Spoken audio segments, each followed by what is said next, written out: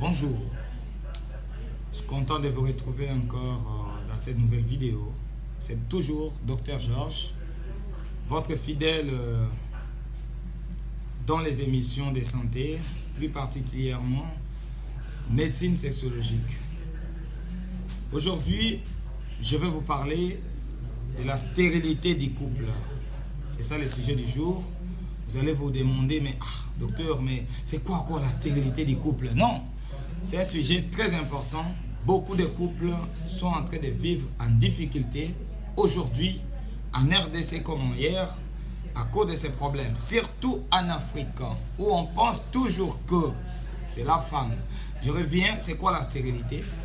La stérilité, aujourd'hui, c'est défini selon l'Organisation mondiale de la santé, l'OMS, qui définit la stérilité comme étant deux personnes, deux partenaires qui vivent ensemble dans un même toit, consommant régulièrement leur mariage.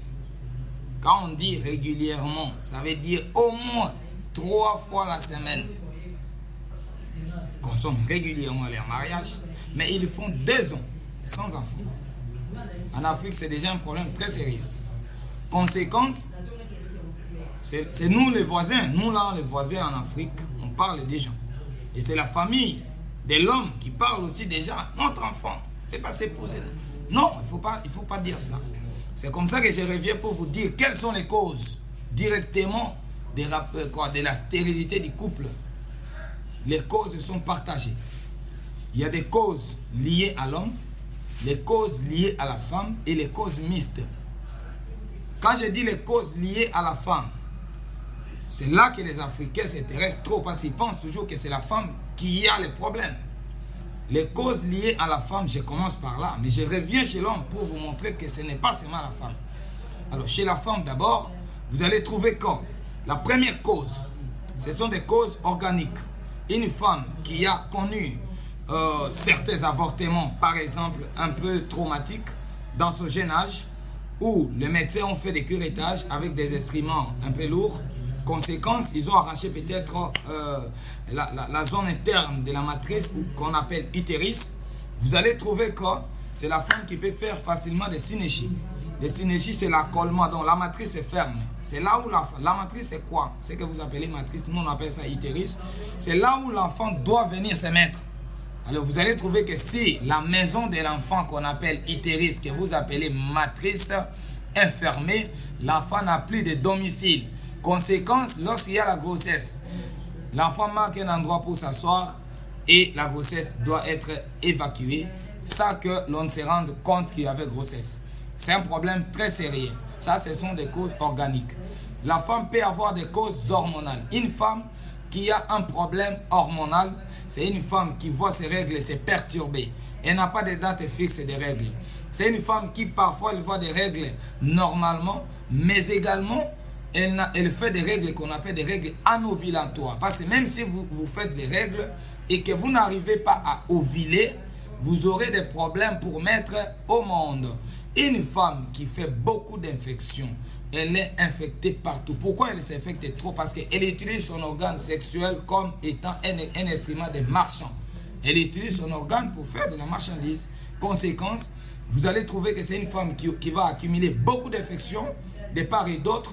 En guise de conséquences, vous allez trouver qu'elle peut faire une infection de la trompe, qui est l'annexe de l'utérus. Conséquence, au niveau de la trompe, c'est là où se fait la rencontre entre l'ovule venant de la femme et les spermatozoïdes venant de l'homme pour que ça puisse former la grossesse que vous appelez grossesse. C'est à ce niveau-là que ça se fait. Mais si la trompe est bouchée, il n'y aura plus cette rencontre. Vous aurez des difficultés pour mettre au monde. Il y a aussi tant d'autres causes, beaucoup d'autres causes que vous allez découvrir. Si vous venez nous consulter, on va vous expliquer ensemble avec votre partenaire. Du côté de l'homme, l'homme peut être normal. C'est quelqu'un qui résiste à son rapport sexuel. Il peut faire 2 heures, 3 heures, 4 heures du temps. Il est là, il ne se fatigue pas. Mais à l'intérieur de ses spermatozoïdes, de ses spermes, voulais-je dire, à l'intérieur de ces spermes, parce que ce que vous voyez comme liquide là, ce n'est pas ça, les germes qui vont féconder la femme. Ça, ce n'est que les liquides. Ça, il faut retenir ça. Ce n'est que les liquides prostatiques que vous appelez sperme. Et pour que la femme puisse être féconde, il faut que dans les spermes de l'homme, on puisse retrouver ce qu'on appelle les spermatozoïdes qui sont produits directement au niveau des testicules à partir des cellules de Leydig. C'est comme ça que les liquides venant de la prostate va transporter ces germes provenant des testicules à partir des cellules de Leydig pour que ça puisse pénétrer la cavité vaginale de la femme pendant les coïts, bien sûr, ou pendant l'insémination artificielle, pour ceux qui font l'insémination artificielle, pour que ça puisse arriver au niveau des trompes, retrouver la femme qui est pendant son ovulation pour que puisse mettre au monde. Alors l'homme a beaucoup de problèmes aussi. On ne l'épargne pas parce que j'ai parlé de l'Afrique qui considère toujours l'homme, mais il a aussi des problèmes. Lesquels? Vous allez trouver un homme qui a un taux de spermatozoïdes trop bas. C'est-à-dire qu'il n'en a pas assez. Quand on n'en a pas assez, il y a facilité que tout le paix que tu sécrètes au niveau de la cavité vaginale puisse mourir. Parce qu'au niveau de la cavité vaginale, vous allez trouver que dans les vagins, le pH est acide. C'est-à-dire qu'il y a l'acidité qui peut tuer tous les spermes ici, c'est P. Il y a des hommes qui on appelle ça oligospermie, bien sûr. Il y a des hommes qui ont un taux normal de spermatozoïdes, mais ces spermatozoïdes ne sont pas de bonne qualité. Il y a des spermatozoïdes, par exemple, qui sont fatigués. On appelle ça asténospermie. Le spermatozoïde est capable de quitter la cavité vaginale vers la trompe. Ça, c'est un problème très sérieux. Vous avez aussi des hommes qui ont un taux de spermatozoïdes presque nul. C'est-à-dire qu'ils n'ont pas de spermatozoïdes. Ils n'ont que ces liquides-là. Donc, vous sentez qu'il vous a mouillé. Mais c'est exemple, donc c'est quelqu'un qui n'a rien à l'intérieur de ses spermes. Conséquence, on appelle ça azospermie. Une azospermie comme ça, si vous ne venez pas chez nous, vous allez prier matin, midi, soir.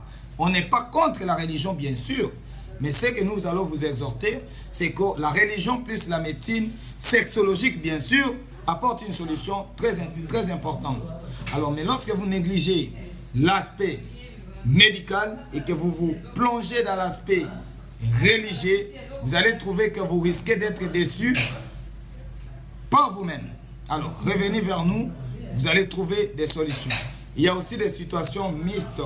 Il y a des situations très mixtes qui sont là, où vous avez la femme et l'homme avec les mêmes difficultés que nous avons énumérées. Il y a aussi des situations où les germes venant de l'homme et les germes venant de la femme ne sont pas compatibles, incompatibilité de leur subsistance. Vous allez trouver que dans ces situations-là, la femme ne peut pas être féconde.